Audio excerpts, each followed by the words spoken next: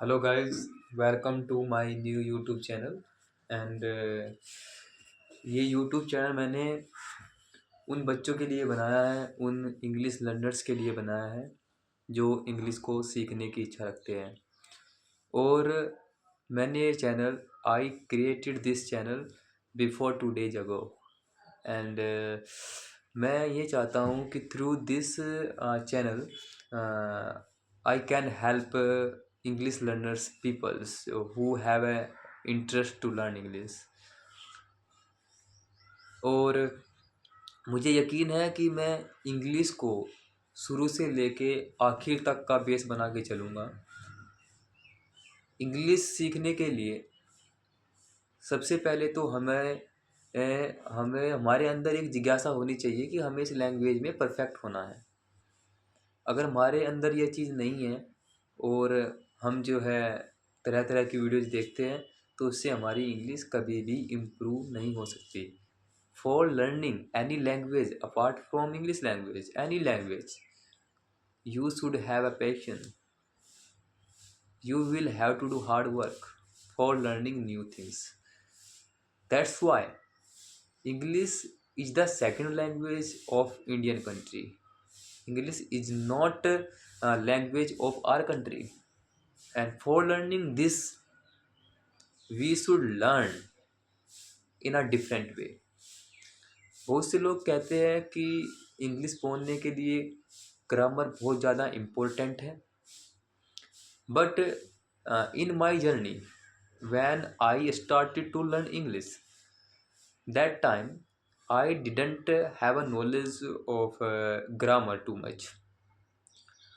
And I learned how to make sentences and how to make active voice and passive voice sentences. I already had knowledge of such type of sentence, but I didn't have a knowledge of full grammar. मैंने क्या किया, मैंने अपने speaking part पे ज़्यादा focus किया, क्योंकि मुझे लगता था कि speaking part is very important.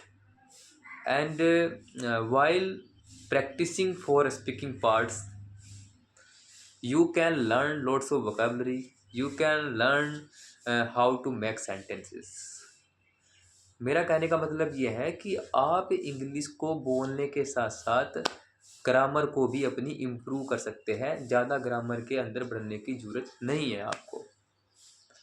अगर आप ये सोच रहे हो कि पहले हम ग्रामर सीखेंगे, ग्रामर का सारा बेस क्लियर करेंगे और उसके बाद हम इंग्लिश बोल पाएंगे, तो कुछ व्यक्तियों के लिए ये सब हो सकता है, but mostly it is not possible to learn English language through grammar.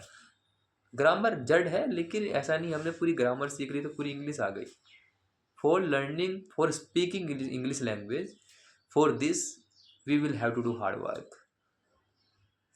We will have to make perfect in speaking parts, writing parts, and आप सीख सकते हो। ऐसा नहीं है कि आप ये लैंग्वेज नहीं सीख सकते। पहले तो हमें स्टार्टिंग करनी पड़ेगी। We will have to start from beginner to intermediate to advanced.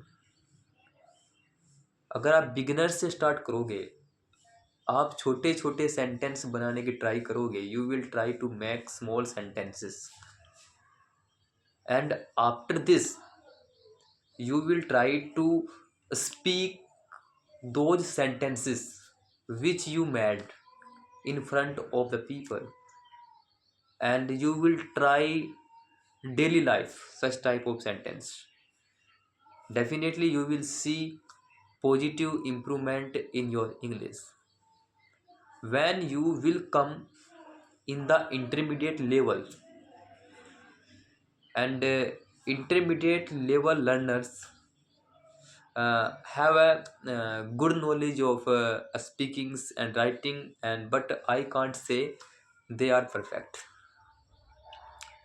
Intermediate level में क्या होता है, जैसे हम बोलते हैं हम लोगों के साथ इंटरेक्ट में आ जाते हैं इंग्लिश लैंग्वेज में, मतलब वहाँ से हमारी जर्नी स्टार्ट हो जाती है, हमें अपने आप पर विश्वास हो जाता है कि हम इंग्लिश को सीख सकते हैं। देखो, ग्रामर का क्या बेस है मैं आपको बताता हूँ। ग्रामर में आपको 3 टेंसेज का ज्ञान होना चाहिए।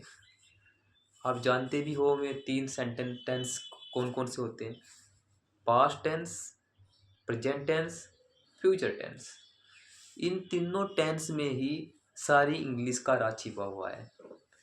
अगर आपको इन तीनों टेंसेस की नॉलेज है, जैसे मैं आपको बता दूं, जैसे हमने पास्ट में कोई काम किया, जैसे मैं वहाँ गया था, सिंपल सी बात है, आई वेंट देयर।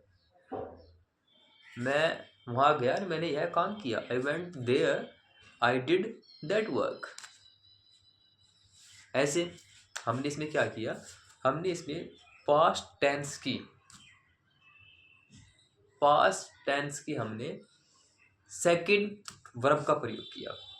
जैसे मैं रोहिणी से मिला, I met Rohini, and Rohini ने मुझे कहा, रोहिणी सेड टू मी कि तुम कल जाना, said to me I would go tomorrow, I would go to tomorrow. इसलिए हमें बेसिक से हमें प्रैक्टिस करनी चाहिए। पहले हमें छोटे सेंटेंस बनाने चाहिए, उसके बाद हमें प्रयास करना चाहिए कि छोटे सेंटेंसेस से हम कुछ और बड़े सेंटेंसेस बनाएं, और उन सेंटेंसेस से बड़े सेंटेंसेस से हम और बड़े सेंटेंसेस बनाएं, ताकि हमारा जो लेवल है बिगिनर से इंटरमीडिएट और इंटरमीडिएट से एडवांस आ जाए। यह बात सबको पता है। आजकल without English, if you are graduate, if you are most qualified and you don't have a knowledge of English language, definitely you will not able to clear your interview for doing job purpose. English is the base, English is the root of success. I saw lots of people, they have a MBA, PhD, BTech degree, but they don't have a knowledge of English language. But right now they are a jobless. And English is the reason behind their unsuccessful. आज के लिए इतना ही, और मैं step wise videos create करूँगा English सीखने के लिए। अगर आप मेरे साथ जुड़ना चाहते हैं तो मेरे चैनल्स को सब्सक्राइब करें, शेयर करें और एक लाइक भी अवश्य करें। Okay, bye guys.